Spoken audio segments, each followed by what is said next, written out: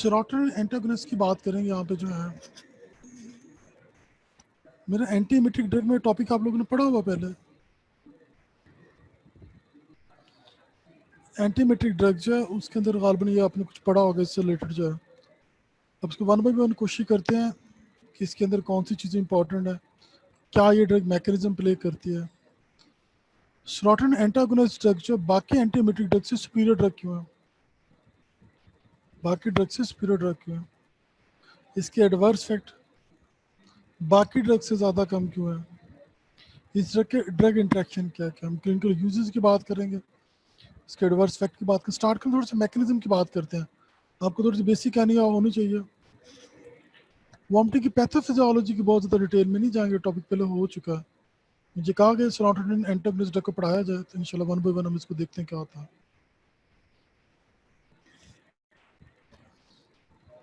ये आपका ये जो लेक्चर है ये बी कैटसन के 14 एडिशन से लिया गया है, क्योंकि आपके जो लिपन कॉर्ड वगैरह उसके अंदर इससे रिलेटेड कुछ ज़्यादा डिटेल नहीं दी गई। सेरोटोनिन एंटागोनिस्ट ड्रग से रिलेटेड डिटेल जो आपकी लिपन कॉर्ड और एक और छोटी बुक आप पढ़ते हैं ट्रेवर वगैरह, उसके अंदर ज़्यादा डिटेल नहीं दी गई। इस ड्रग को मैंने बी कैटसन से सेम लाइन बाय लाइन वहाँ से उठाया गया। जो चीज़ें इसके अंदर कंसेप्चुअल है मैं कोशिश करूँगा कि उनको वन बाय वन एक्सप्लेन करें। कहते इसके काइनेटिक्स और डायनामिक्स क्या है। Serotonin 5-HT3 antagonist. सबसे पहले थोड़ा सा नाम देख लेते हैं, इसमें नाम कौन कौन से आते हैं। बेटा ये इंटरेक्टिव सेशन होगा, मैं जो पढ़ाऊंगा मैं वन बाय वन उसको पूछता जाऊंगा आपके चैट के अंदर। जब 4 से 5 ड्रग्स के नाम यहाँ पे दिए गए हैं, सिट्रॉन का वर्ड सबके साथ आता है। ऑन डेनसिट्रॉन, ग्रेनिसिट्रॉन, डोलोसिट्रॉन, पेलोनोसिट्रॉन, ट्रोपिसिट्रॉन। दोबारा नाम पढ़ता हूँ, आपको नाम आना चाहिए। सिट्रॉन का वर्ड सबके साथ लग रहा है। ऑनडेनसिट्रॉन ये मार्केट में ऑनसेट के नाम से आती है। वंडरफुल ड्रग है, आपको बताते हैं होता क्या। 4 ड्रग्स हैं, 4-5 ड्रग्स हैं, नाम सुने। ऑनडेनसिट्रॉन है, ग्रेनिसिट्रॉन है, डोलासिट्रॉन है, पोलेनोसिट्रॉन है, ट्रोपिसिट्रॉन है।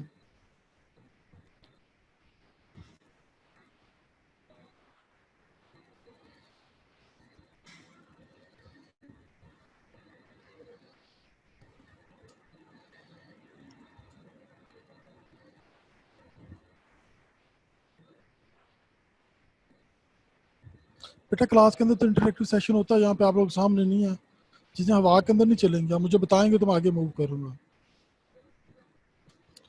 ड्रग्स के नाम बोले यहाँ पे लिखे हैं, ड्रग्स के कौन कौन से नाम हैं। जो 4-5 ड्रग्स यहाँ पे दी गई हैं, वन बाय वन उनके नाम लिखें, टाइप करें, यहाँ पे पता चले कि आपको कुछ समझ भी लग रही है कि नहीं।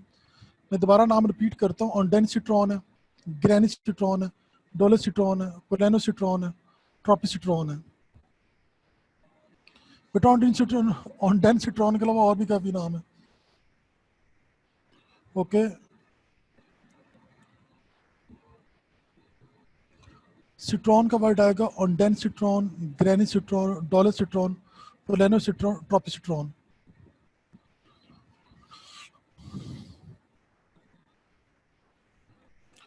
कोई भी टॉपिक चाहे वो SCQ से रिलेटेड या MCQ से रिलेटेड है, बेटा आपको उनके ड्रग्स के नाम का पता होना चाहिए। अगर आपको ड्रग्स के नाम नहीं आ रहे तो ऐसे हवा के अंदर तो बात करने का कोई फ़ायदा नहीं। मैं स्टेप बाय स्टेप आगे जाता हूँ, पिछला कोई नाम ना ऐसे नहीं होगा। जितने भी चंद एक लेक्चर आपसे रहते हैं इस ईयर के जो हैं, मेरे साथ आपका इंटरेक्टिव सेशन होगा। 4 जेंट उसने बताया, ऑनडेनसिट्रॉन है, ग्रेनिसिट्रॉन है, डोलोसिट्रॉन है, पोलेनोसिट्रॉन। बैक पे चलते हैं।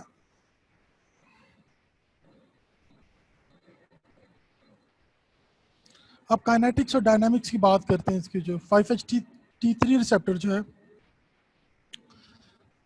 कहते हैं ये ड्रग जो है 5-HT3 रिसेप्टर जो है वॉमिटिंग सेंटर और कीमो रिसेप्टर ट्रिगर जोन जो है,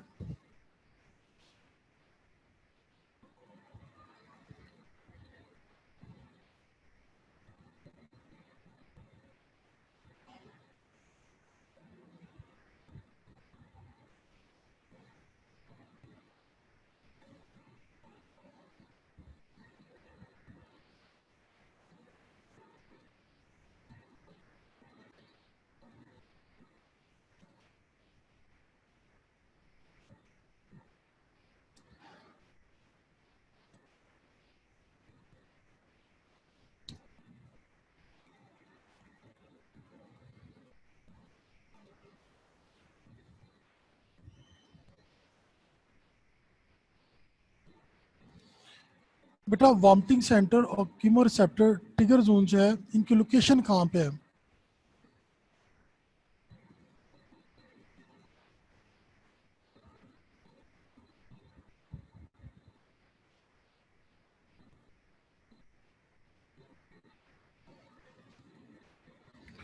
अच्छा, एरिया पोस्टीमा, फोर्थ वेंट्रिकल और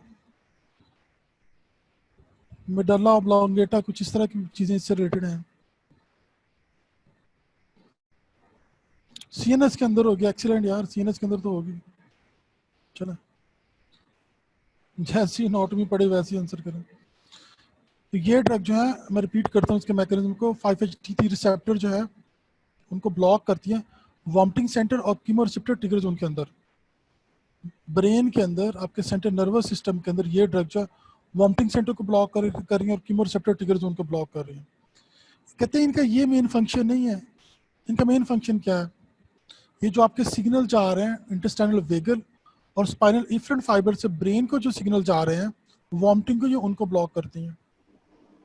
ये ड्रग आपके इंटेस्टाइन, आपकी जीआईटी में कोई प्रॉब्लम होगी जिससे आपको वॉमिटिंग हो रही है, एक साइड पे ये ड्रग जो ब्रेन के अंदर वॉमिटिंग सेंटर और कीमोरिसेप्टर ट्रिगर जोन जो है उनके अंदर 5-HT3 रिसेप्टर को ब्लॉक कर रही है। दूसरी साइड पे वो रिसेप्टर जो इंटेस्टाइनल वेगल और स्पाइनल इफरेंट फाइबर से ब्रेन को जा रहे हैं आपके, उनको भी ब्लॉक करती हैं। तो कहते हैं मेन फंक्शन इसका जो है एक्सटेंसिव इंटेस्टाइनल वेगर और स्पाइनल इफरेंट फाइबर पे 5-HT3 रिसेप्टर जो है उनको ये ब्लॉक करती हैं। याद रखिएगा, दो इनके मैकेनिज्म हो गए, ब्रेन भी एक साइड पे एक्शन प्रोड्यूस कर रही है, दूसरी साइड पे इंटेस्टाइनल वेगल और स्पाइनल एफरेंट नर्व्स के ऊपर भी जाके एक्ट कर रही हैं। ये ड्रग जो है क्लिनिकली जो है ज़्यादातर कीमोथेरापी इंड्यूस वॉमिटिंग के लिए यूज़ करते हैं। सेरोटोनिन 5-HT3 एंटागोनिस्ट ड्रग जो है क्लिनिकली कीमोथेरापी इंड्यूस जो वॉमिटिंग है उसकी ट्रीटमेंट के लिए यूज़ करते हैं। उसके अलावा ये ड्रग जो पोस्ट ऑपरेटिव पेशेंट में भी यूज़ करते हैं। कहते हैं ऑनडेनसिट्रॉन या इससे रिलेटेड जो दूसरी ड्रग्स हैं, जब इनको स्टीराइड के साथ कम्बिनेशन में इंजेक्ट किया जाता है तो ये वॉमिटिंग को 90% से ज़्यादा ब्लॉक कर देती है। सेरोटोनिन 5-HT3 एंटागोनिस्ट ड्रग और स्टीराइड को जब कम्बिनेशन फॉर्म में दिया जाता है तो ये ड्रग जो वॉमिटिंग को ड्रामेटिकली ब्लॉक कर देती है। तो मैकेनिज्म इनका क्या हुआ?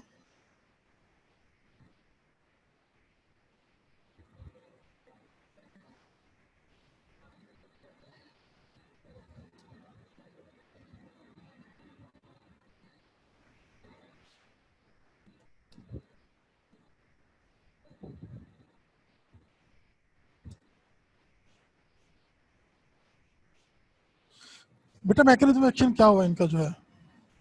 ठीक है बेटा, सेरोटोनिन रिसेप्टर ब्लॉकर लिखेंगे तो लिखा हुआ एंटागोनिस्ट और ब्लॉकर एक ही वर्ड होते हैं। आपने दोनों बातें बतानी है, एक साइड पे ब्रेन में कीमो रिसेप्टर ट्रिगर जोन और वॉमिटिंग सेंटर पे एक्ट कर रही है, पेरिफेरी के अंदर ये जो है आपके इंटेस्टाइनल वेगल और स्पाइनल एफरेंट नर्व जो उनको ब्लॉक कर रही है। स्पाइनल एफरेंट नर्व जो उनको ब्लॉक कर रही है।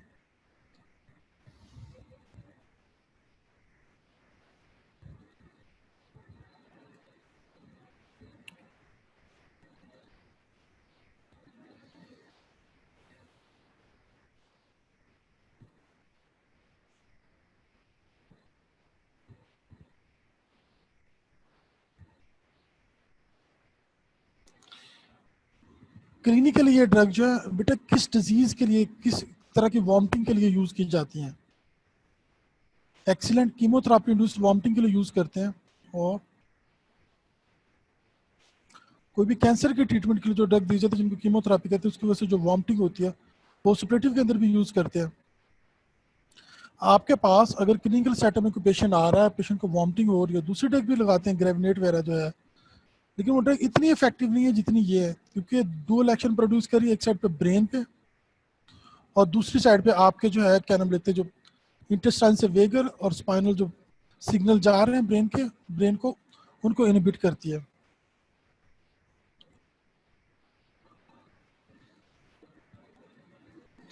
The antiemetic action of these agents is restricted to emesis attributable to the vagal stimulation, example post-operative and chemotherapy.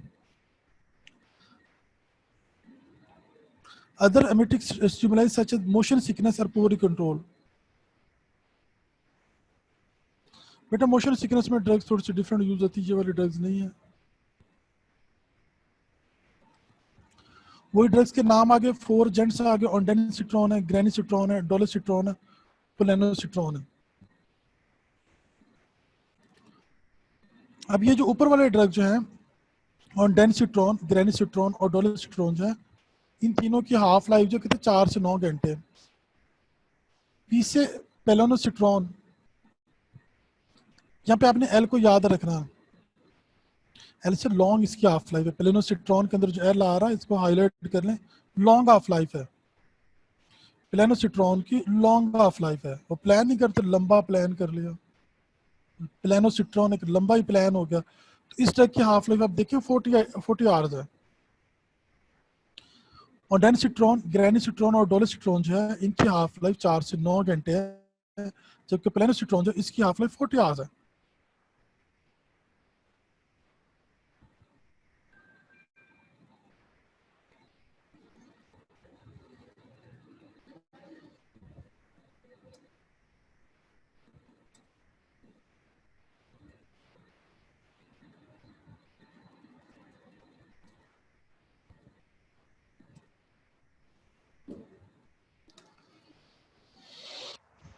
इनमें से कौन सी ड्रग है जिसकी सबसे ज्यादा हाफ लाइफ है?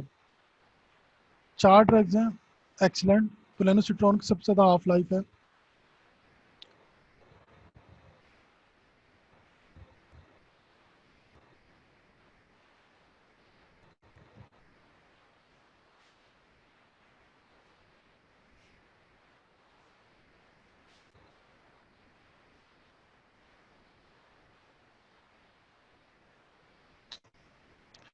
इसकी तो बेटा बार बार आप कहते हैं प्लेनोसिट्रॉन जैसे प्लान करते हैं, एक लंबा प्लान करते हैं, एल से लॉन्ग लंबा प्लान कर रहे हैं। प्लेनोसिट्रॉन लॉन्ग हाफ लाइफ है।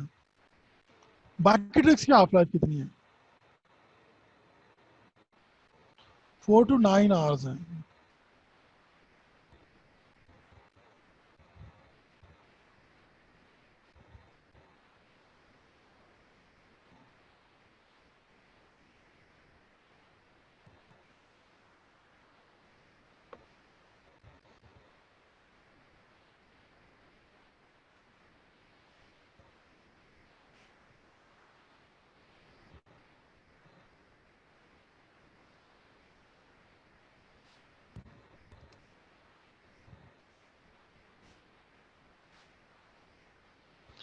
हम इसको समराइज करते दोबारा, फिर बेटा आगे 2 स्लाइडों में चलो मैं कोशिश करूंगा आपको ये पक्के करवा दें, आपको प्रिपेयर करवा दें। चीज़ें थ्रू आउट द लाइफ चल रही हैं क्लिनिकली। आप गायनी में जाएं, आप सर्जरी में जाएं, मेडिसिन में जाएं, पीड्स में जाएं, वॉमिटिंग के पेशेंट तो हर जगह आते हैं। बेटा 5-HT3 ब्लॉक करते हो मैकेनिज्म क्या है? वो तो एंटागोनिस्ट स्टार्ट में लिखा हुआ। क्या मैकेनिज्म है, कहाँ कहाँ पे जाके रिसेप्टर को ब्लॉक करती है? मैकेनिज्म बताएं बेटा। आधा है, अगर आप खाली वॉमिटिंग सेंटर और क्यूमर रिसेप्टर ट्रिगर जोन का लिखेंगे तो आपको आधे नंबर मिलेंगे, आपने पूरा लिखना उसका।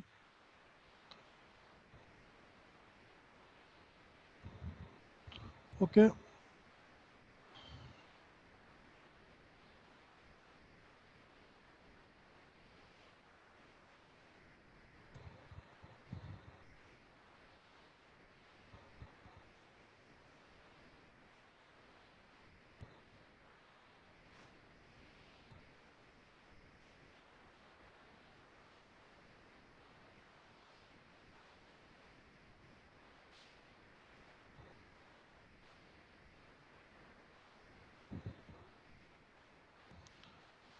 किस तरह की वॉमिटिंग के अंदर ये ड्रग जो इफेक्टिव है? एक्सीलेंट। कीमोथेरापी के अंदर, पोस्ट ऑपरेटिव पेशेंट के अंदर, इवन के नॉर्मल वॉमिटिंग के अंदर भी ये ड्रग एक्सीलेंट एफिकेसी है इनकी।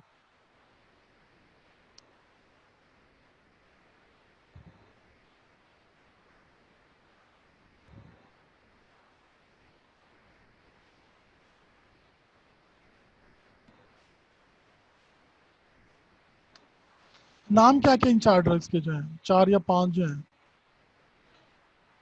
बेटा इंटरेक्टिव सेशन करेंगे थोड़ी देर में, आपको याद हो जाएगा। एक्सीलेंट। मोशन सिकनेस में और ड्रग्स दी जाती है। ओके। डोलोसिट्रॉन, ऑन्डेनसिट्रॉन, ग्रेनिसिट्रोन, डोलोसिट्रोन, प्लेनोसिट्रोन, ट्रोपिसिट्रोन।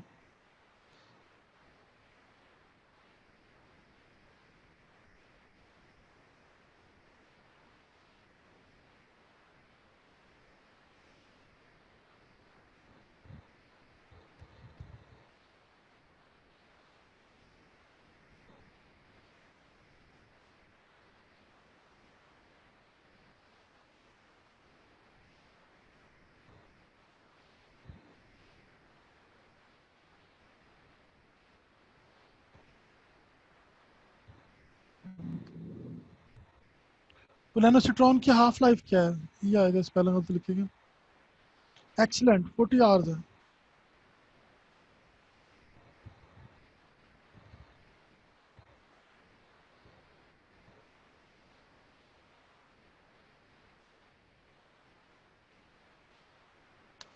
बेटा बाकी ड्रग्स की हाफ लाइफ कितनी है?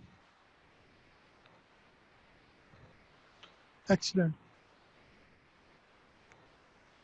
चलें थैंक्स। यहाँ तक थोड़ा बहुत कुछ बच्चों को बता रहा, बाकी आवाम सो रही है क्लास के अंदर, घरों में बैठे सो रहे हैं, लंबे प्लान करके सो रहे हैं।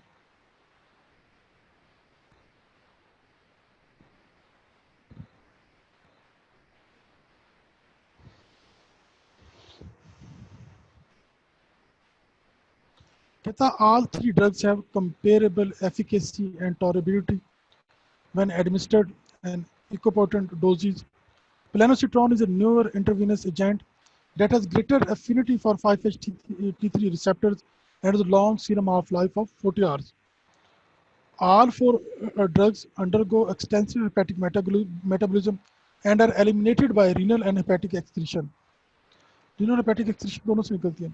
However, dose reduction is not required in geriatric patients.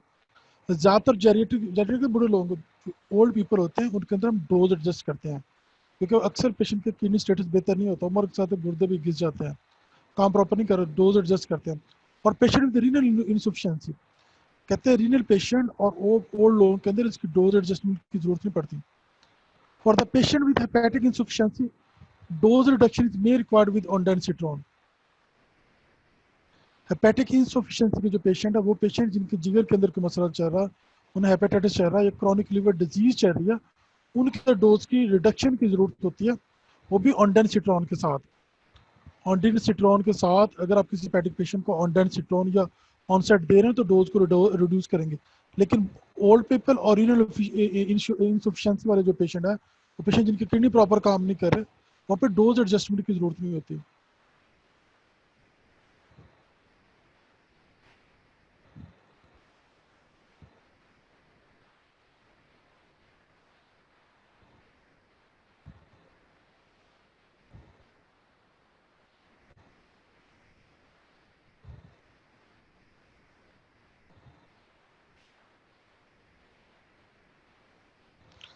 बेटा किस ड्रग के साथ डोज रिडक्शन की जरूरत पड़ती है? कौन सी इनमें से ड्रग है जिसके साथ डोज रिडक्शन की जरूरत पड़ती है और किस डिजीज में पड़ती है? ऑन्डेनसिट्रोन की डोज रिडक्शन किस डिजीज में जरूरत पड़ती है? Excellent, hepatic insufficiency. क्या आपका लीवर जो है प्रॉपर काम नहीं कर रहा, उसके अंदर जो है आप ड्रग को डोज को रिड्यूस करेंगे.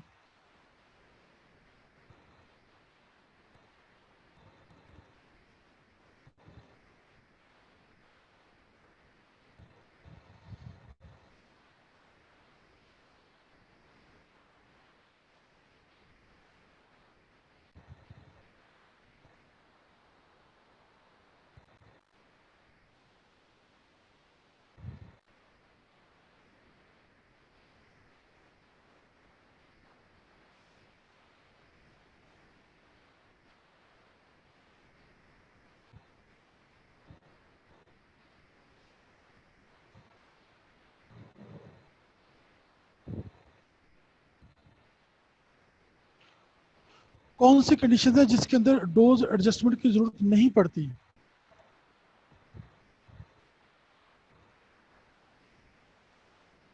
एक्सीलेंट बेटा, रीनल डिजीज, रीनल इंसफिशिएंसी या रीनल डिजीज के अंदर और ओल्ड लोग जो हैं, बेटा गैस्ट्रिक इश्यूज नहीं है, जेरिएट्रिक का वर्ड यूज हुआ है. जेरिएट्रिक का मतलब होता है ओल्ड एज की जो डिजीज होती है, बूढ़े लोगों के अंदर और जिनके अंदर किडनी का इश्यू है वहाँ पे डोज एडजस्टमेंट की जरूरत नहीं है। बूढ़े लोगों के अंदर और जहाँ पे किडनी का इश्यू है वहाँ पे डोज एडजस्टमेंट की जरूरत नहीं है।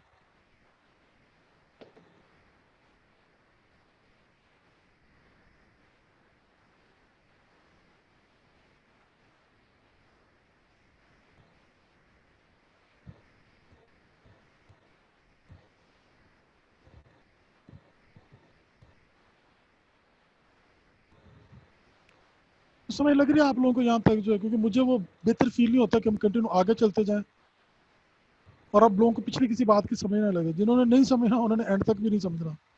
जो पढ़ने वाले लोग हैं वो एक्टिव होके इंटरेक्टिव सेशन करें ताकि आपको चीज़ें प्रिपेयर हो जाए। बेटा बुक खोलेंगे वो तमाम चीज़ें एक्सप्लेन हो चुकी होंगी। मुझे नहीं पता आपको पहले ये किसने टॉपिक पढ़ाया।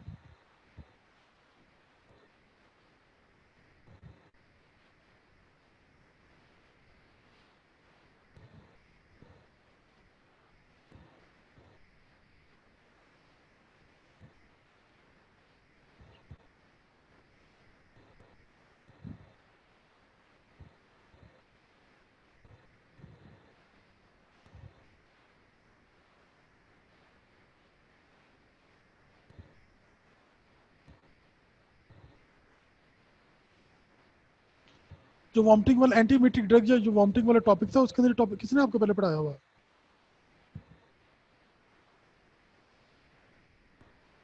एंटीमेटिक टॉपिक के अंदर, एंटीमेटिक ड्रग्स के अंदर ये टॉपिक किसने पढ़ाया हुआ?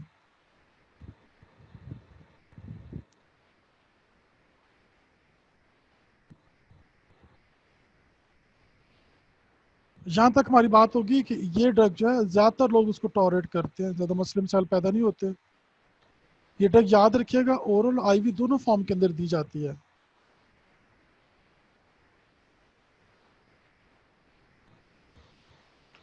कहते हैं 5-HT3 receptor antagonist do not inhibit dopamine और मस्कुलिनिक receptor.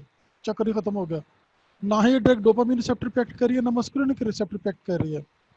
They don't have effects on esophageal और gastric motility। डोपामिन रिसेप्टर पे इसके साथ भी उस पर भी एक्शन नहीं कर रही, मस्कुलिनिक रिसेप्टर के साथ को भी इनहिबिट नहीं कर रही, और एसोफिजियल और गैस्ट्रिक मोटिलिटी को भी इनहिबिट नहीं कर रही। कहते हैं 5-HT3 रिसेप्टर एंटागोनिस्ट ड्रग जो है डोपामिन और मस्कुलिनिक रिसेप्टर को इनहिबिट नहीं करती। ये ड्रग जो एसोफिजियल और गैस्ट्रिक मोटिलिटी को भी इफेक्ट नहीं करती।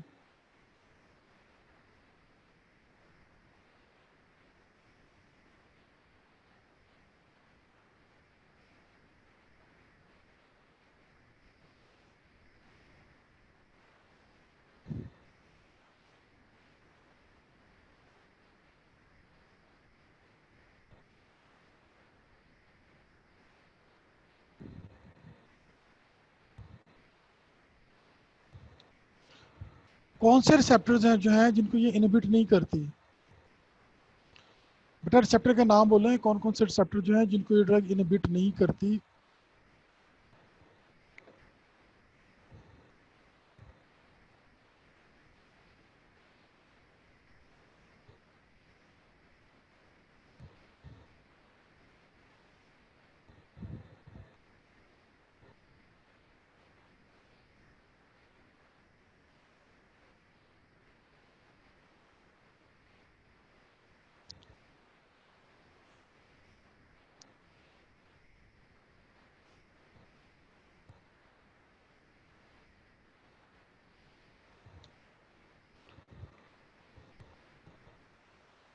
एक्सीलेंट। एसोफिजियल और गैस्ट्रिक मोटिलिटी को ये इनहिबिट नहीं करती। दूसरी साइड पे डोपामीन और मस्कुलिनिक रिसेप्टर को ये ड्रग इनहिबिट नहीं करती।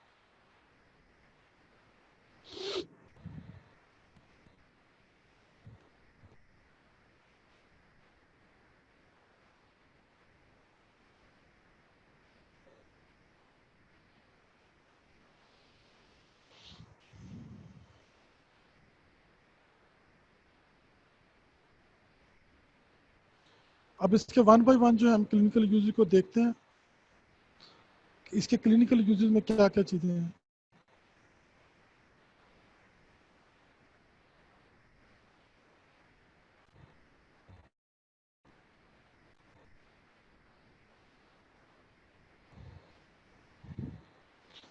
अच्छा, एक बात याद रखिएगा, इन ड्रग्स को कीमोथेरेपी इंड्यूस वॉमिटिंग के लिए कहते हैं इंजेक्शन लगाने से 30 मिनट पहले इंजेक्ट कर लगाना चाहिए।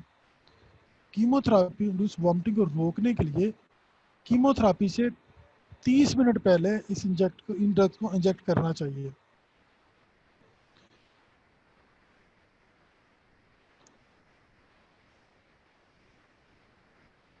कहते हैं अगर 24 घंटे गुजर चुके हों कीमोथेरेपी को और इनको इंजेक्ट किया जाए तो उसका कोई इफेक्ट नहीं आता। कीमोथेरेपी इंड्यूस नोजिया और वॉमिटिंग को रोकने के लिए इन ड्रग को थेरेपी से 30 मिनट कीमोथेरेपी से 30 मिनट पहले देना चाहिए।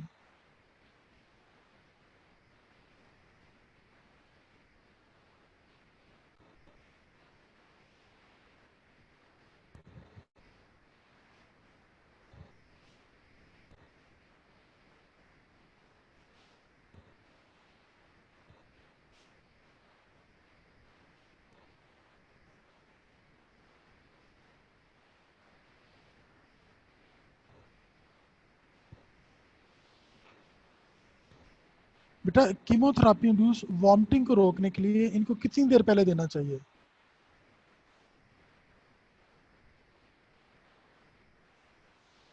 कीमोथेरेपी इंड्यूस वॉमिटिंग को रोकने के लिए इन ड्रग को कितनी देर पहले देना चाहिए?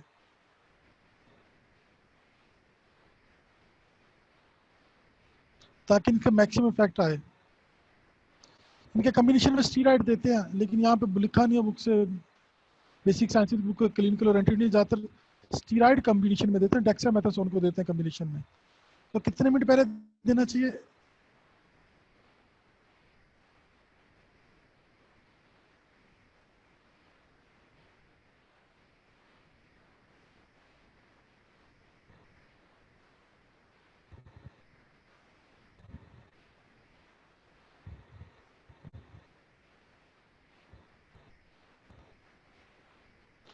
बेटा आपके पास एक, आप हॉस्पिटल में बैठे हुए हैं, एक कीमोथेरेपी का पेशेंट आकर जिसको कैंसर की दवाई आपने लगानी है।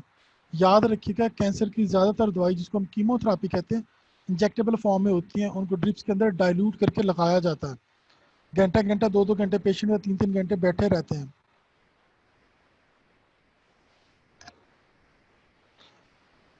इन ड्रग को जो है पेशेंट को कीमोथेरेपी की दवाइयाँ देने या लगाने से 30 मिनट पहले देना चाहिए। डिलेड वॉमिटिंग का मतलब है कि क्या नाम लेते हैं, जो बाद में वॉमिटिंग हो रही है, आपने ड्रग नहीं दी, आपने उसको कीमोथेरेपी स्टार्ट कर दी, उसको वॉमिटिंग स्टार्ट होगी, वो डिलेड नॉजियर वॉमिटिंग, उसके अंदर इनकी कोई एफिकेसी नहीं है। एडवांस में कीमोथेरेपी में देंगे तो पेशेंट को फ़ायदा होगा, इसलिए इन ड्रग को कीमोथेरेपी स्टार्ट करने के 30 मिनट पहले देनी चाहिए। आपने एक ही लाइन इसमें याद करनी है, इन ड्रग को कीमोथेरेपी इंड्यूस नॉजिया और वॉमिटिंग में दिया जाता है। अगर कीमोथेरेपी के बाद में दिया जाए तो ये ड्रग्स इफेक्टिव नहीं होती। इन ड्रग्स को कीमोथेरेपी के स्टार्ट होने से 30 मिनट पहले दिया जाता है। नीचे लिखा हुआ इनकी डोजेज जो है, ऑन्डेनसिट्रोन 8 मिलीग्राम, ग्रेनिसिट्रोन, ये बेटा डोजेज आपसे नहीं पूछी जाती, लिखी हुई बुक में डोजेज आपसे नहीं पूछी जाती है, फाइनल ईयर की या पोस्ट ग्रेजुएशन की चीज़ें। ऑन्डेनसिट्रोन 8 मिलीग्राम, ग्रेनिसिट्रोन 1 मिलीग्राम, डोलोसिट्रोन जो है 100 मिलीग्राम, प्लेनोसिट्रोन जो है वो 20.25 मिलीग्राम जो है। आपने यहाँ पे बात याद रखनी है कि इसको कीमोथेरेपी कैंसर की दवाइयाँ लगाने से 30 मिनट पहले इसको हम इस्तेमाल करवाएंगे पेशेंट को, ताकि ड्रग का इफेक्ट स्टार्ट हो जाए, पेशेंट को वॉमिटिंग ना हो जाए। अगर एक बार पेशेंट को वॉमिटिंग स्टार्ट होगी तो ड्रग इफेक्टिव नहीं होगी, वॉमिटिंग नहीं रुकेगी।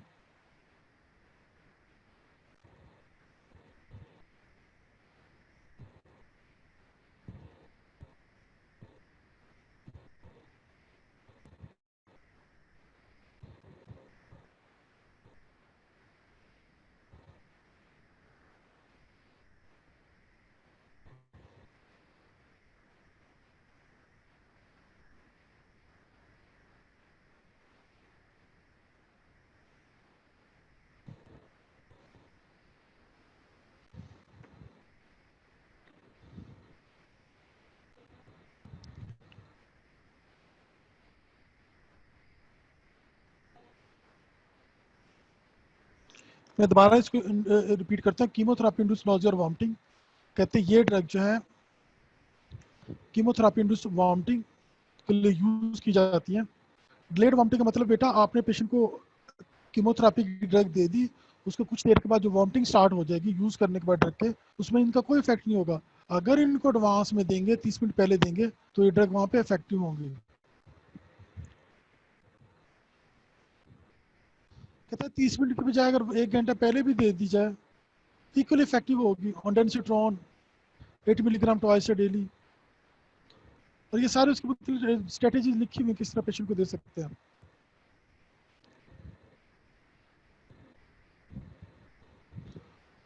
पोस्ट ऑपरेटिव और पोस्ट रेडिएशन नॉजिया और वॉमिटिंग, वो पेशेंट जिनको रेडिएशन लगती हैं, कैंसर में भी रेडिएशन लगती हैं, और पोस्ट ऑपरेटिव पेशेंट जो है उनके अंदर वॉमिटिंग के लिए भी इसको यूज किया जा सकता है। 5-HT3 receptor antagonists are used to prevent or treat the post-operative nausea or vomiting because of the adverse effect and increased restriction on the use of other antiemetic agents. 5-HT3 receptor antagonists are increasingly used for this indication. They are also effective in the prevention and treatment of nausea and vomiting in the patient undergoing radiation therapy to the whole abdominal body. बेटा इसके अंदर कुछ ज़्यादा आपको खपने की जरूरत नहीं है। आपके क्लिनिकल यूज अगर पूछता है कीमोथेरापी इंड्यूस नॉजिया और वॉमिटिंग 30 मिनट पहले उससे देंगे। अगर 24 घंटे के बाद देंगे डिलेड वॉमिटिंग स्टार्ट हो जाएगी, उसके अंदर ये इफेक्टिव नहीं है। उसके अलावा ये ड्रग जो है पोस्ट ऑपरेटिव पेशेंट और रेडिएशन वाले जो पेशेंट जो है उनके अंदर भी इफेक्टिव है। याद रखिएगा जो वॉमिटिंग जो कीमोथेरापी इंड्यूस कैंसर के पेशेंट में जो होती है आम वॉमिटिंग से बहुत डिफरेंट होती है। एक बार ड्रग की स्टार्ट हो जाए वॉमिटिंग जल्दी रुकती नहीं है। आम वॉमिटिंग बाद में भी देते हैं पेशेंट को रुक जाएगी जो है। एडवर्स इफेक्ट इनकी बात कर लेते हैं।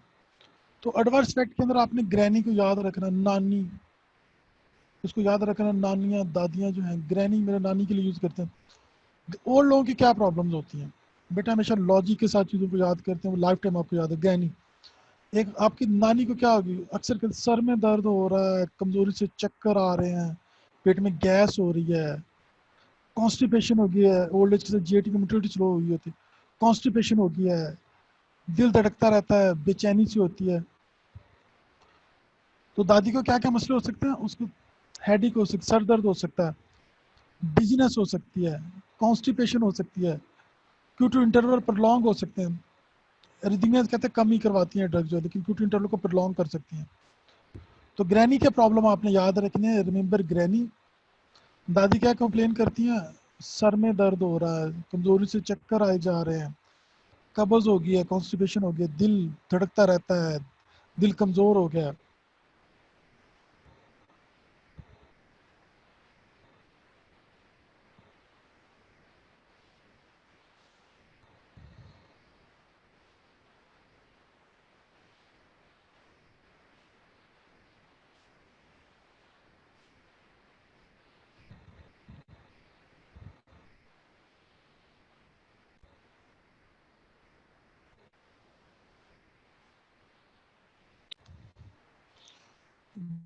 ग्रैनी को, नानी को ओल्ड एज में क्या मसले मसाइल होते हैं, चक्कर आ रहे हैं, सर दर्द करी जा रहा है, घूमी जा रहा है, कब्ज हो गया है।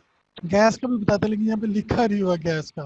गैस हो गया, गोला बन के दिमाग को चढ़ गया है, क्योंकि इंटरवल पर लॉन्ग हो गए हैं।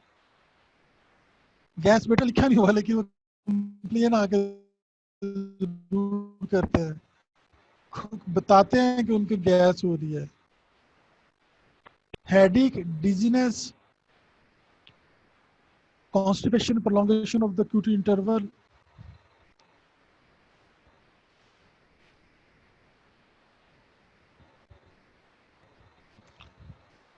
कहता all four agent cause a small but statistically significant prolongation of the QT interval, but this is most pronounced with dolutegravir. D से dolutegravir है, D से dangerous, D से dolutegravir, D से dangerous drug for the heart.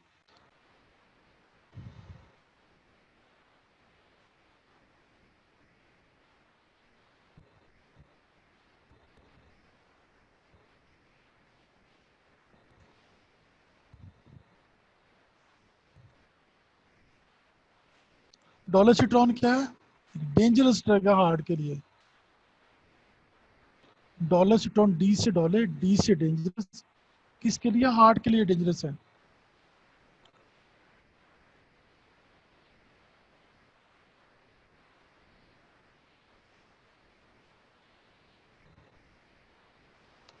और प्लेनोसिट्रॉन क्या है?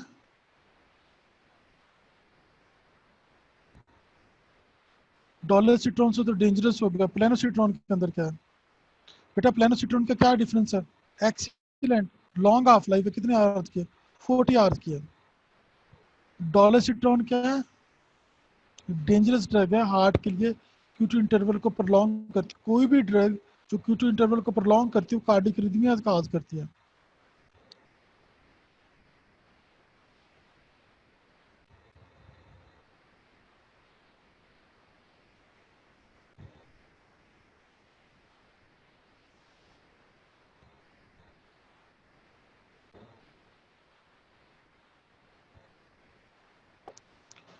Serotonin syndrome has been reported in the patient taking 5-HT3 receptor antagonist in combination with other serotonergic drugs like SSRI or SNRIs. What is serotonin syndrome?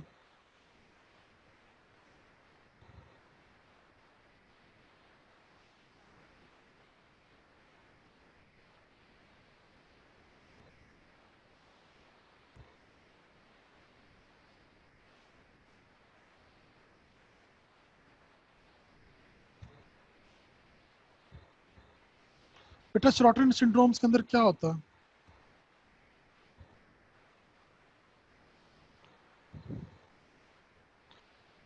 क्या sign and symptoms होते हैं बेटा? होते एक आम लेमैन बताते हैं कि सेरोटोनिन सिंड्रोम हो गया।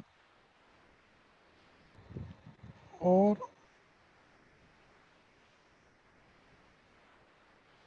सेरोटोनिन सिंड्रोम्स के अंदर होता क्या है?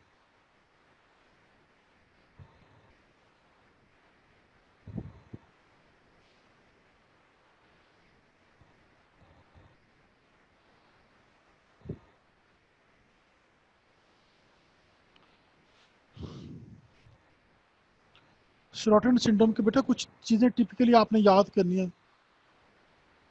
पेशेंट को शिवरिंग हो सकती है, पेशेंट को डायरिया हो सकता है, पेशेंट को फीवर हो सकता है, मसल रिजिडिटी हो सकती है, पेशेंट को मसल रिजिड हो सकते हैं, पेशेंट को सीजर्स हो सकते हैं, पेशेंट को जो है इसके अंदर शिवरिंग हो सकती है, पेशेंट को डायरिया हो सकता है।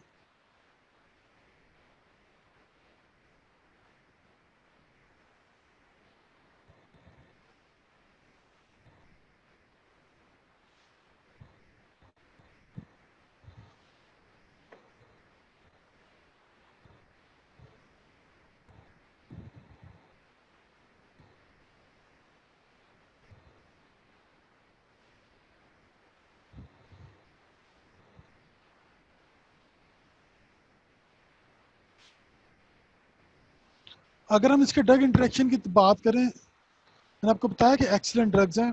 No drug interaction, no significant drug interaction has been reported with 5-HT3 receptor antagonist. एक ड्रग के सुपीरियर उनके क्या कैरेक्टरिस्टिक्स होने चाहिए? उसके एडवर्स रेट कम हो, उसके ड्रग इंटरेक्शन कम हो, उसकी एफिकेसी बहुत ज़्यादा हो।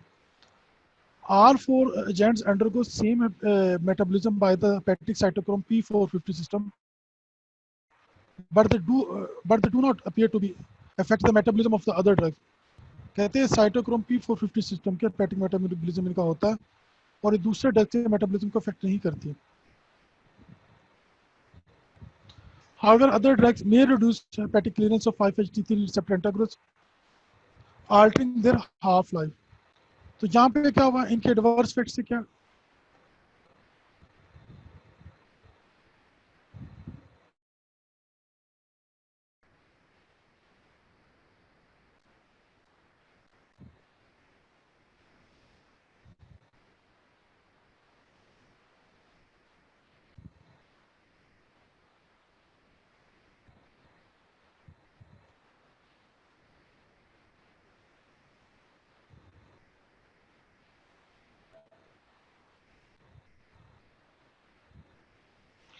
इनके ड्रग इंटरेक्शन होते हैं। ओके, इनके ड्रग इंटरेक्शन नहीं है। इन ड्रग के जो है एक्सीलेंट ड्रग्स है, ड्रग इंटरेक्शन नहीं है। हम ब्रीफली इसको जो है दोबारा समराइज करते हैं। बेटा वन बाय वन अभी ये 5 मिनट लगेंगे, इसको हम समराइज करते हैं। आपका ये topic prepare,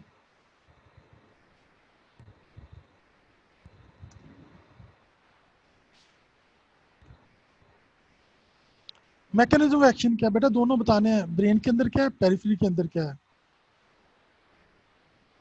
mechanism of action क्या है?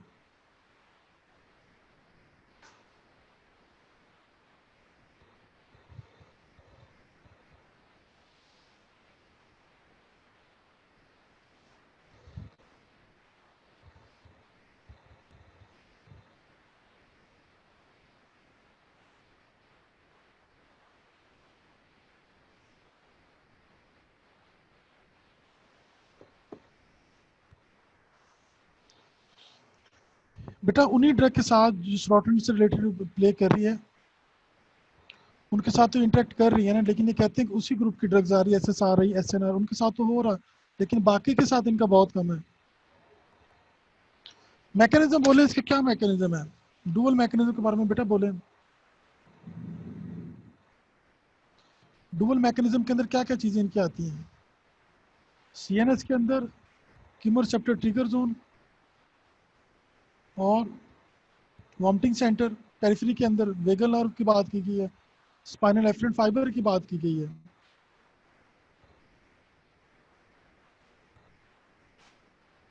ड्रग के नाम बोले।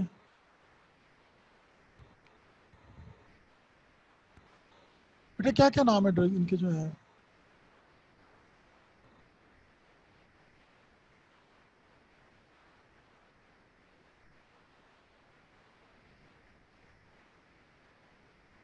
चारों नाम बोले बोले बेटा, चार पांच नाम है बोले। और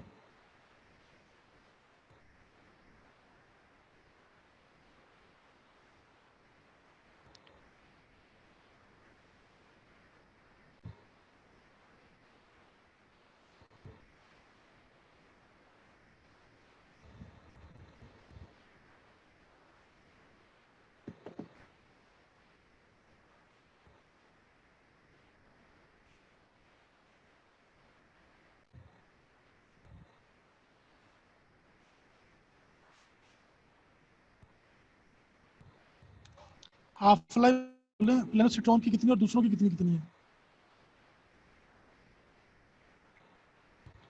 और बाकियों की कितनी हाफ लाइफ है?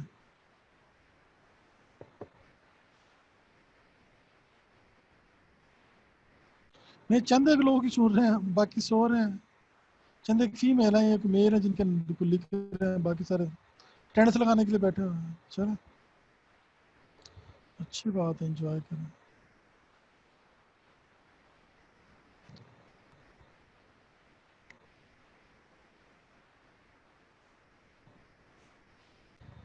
बेटा क्लिनिकल यूजेस इनके क्या क्या है?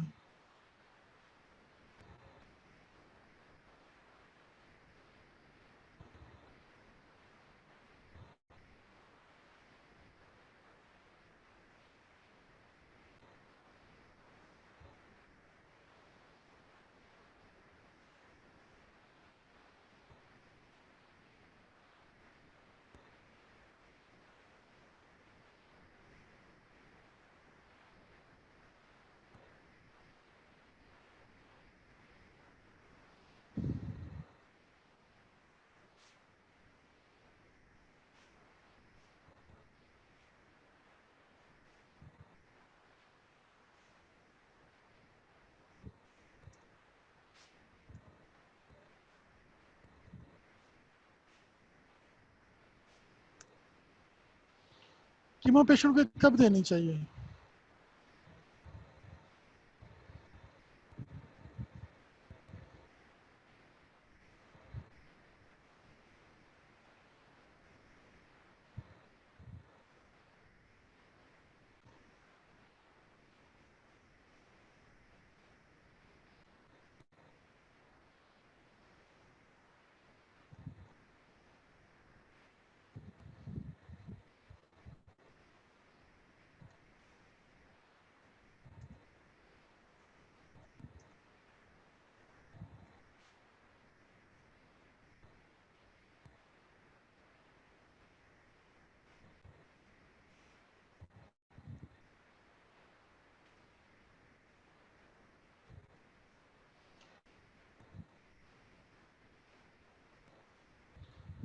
कीमो पेशेंट के अंदर डिलेड वॉमिटिंग जो होती है उसके अंदर कितनी देर के बाद अगर इनको दिया जाए तो ये इफेक्टिव नहीं होती?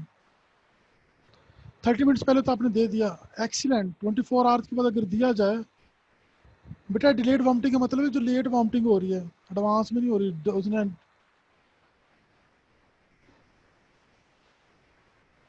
डिलेड वॉमिटिंग के अंदर 24 आवर्स के बाद ये ड्रग्स इफेक्टिव नहीं है।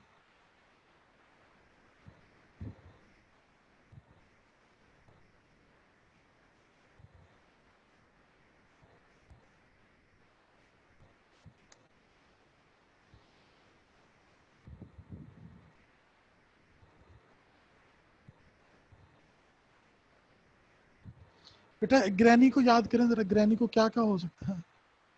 अच्छा, और और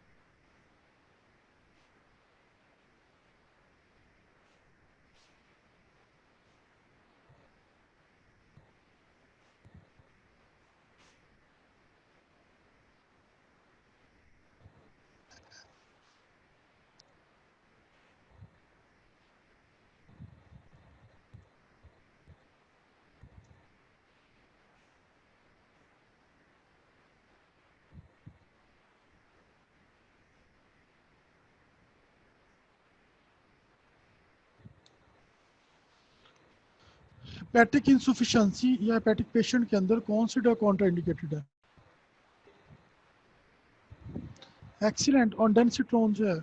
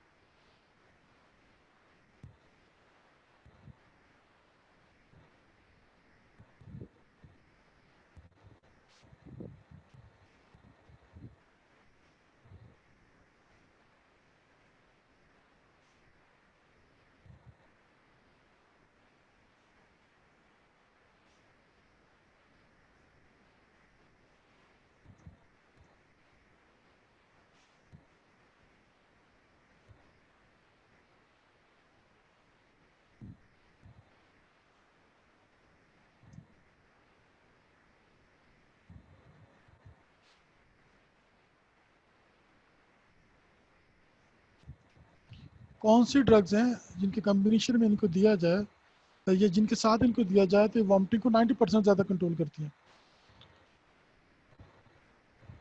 एक्सीलेंट। बेटा एस एस आर के साथ नहीं है, स्टीराइड के साथ है। बच्चे स्टीराइड के साथ इनको कॉम्बिनेशन में दिया जाए तो वॉमिटिंग को कहते हैं 90% से ज़्यादा ये कंट्रोल करती हैं। 91% कुछ इस तरह लिखा हुआ।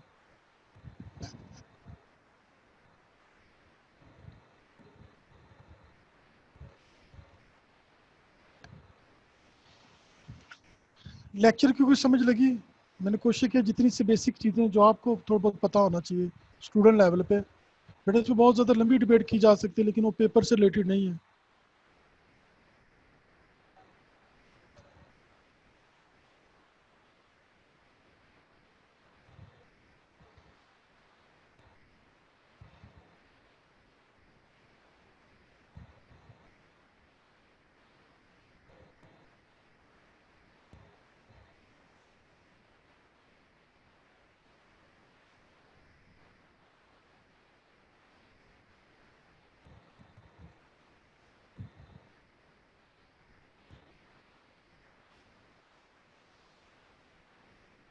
क्या फीडबैक आपको समझ लगी जो लेक्चर पढ़ाया गया जो है? कोशिश तो मैंने की बिल्कुल लोअर लेवल पे जाके आसान सन करके जो चीज़ें हैं वो आपको कन्वे की जा सकें जो है, बजाय इसके कि बहुत ज़्यादा कॉम्प्लिकेटेड बात को की जाए, जितनी की मुझे समझ लगी है।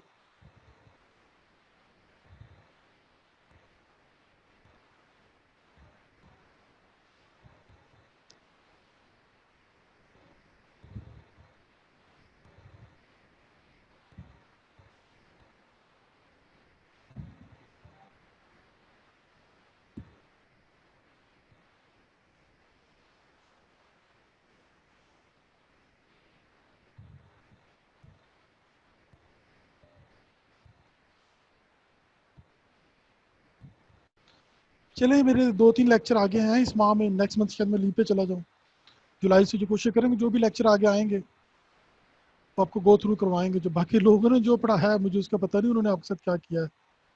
देखिए खाली यहाँ पे आके लेक्चर के अंदर स्लाइड कोई भी बंदा पढ़ सकता है, यहाँ पे लैब अटेंडेंट को खड़ा कर दे वो भी स्लाइड में पढ़ देगा।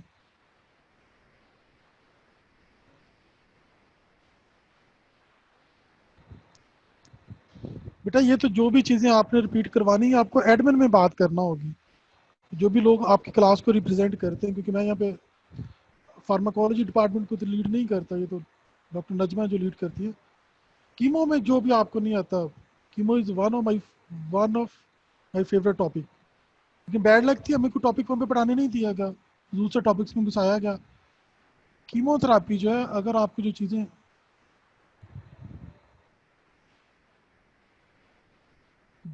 आपको नहीं आती आप रिटर्न में लिख के एडमिन में दें, एचओडी से बात करें, अपर वी लेक्चर रख दें, अरेंज करवा दें। जो जो चीज़ें नहीं आती आप एक लिस्ट बना लें। बेटा कोई भी टॉपिक जो है, इवन कि आपकी कीमोथेरापी है, एएनएस है, जब तक आपको बेसिक कंसेप्ट का नहीं पता चल रहा तो आप आगे नहीं जा सकते। बेसिक कंसेप्ट फिर बिल्कुल पेट चीज़ें जो हैं, आप जो भी लोग आपकी क्लास के जीआर सीआर या जो लोग एडमिन में मीटिंग्स वगैरह को डील करते हैं उनसे बात कर लें। जो बेटा आपको चीज़ें नहीं आती, मसले मसाल तो बहुत ज़्यादा है, तो वो आपको करवा देंगे, ठीक है।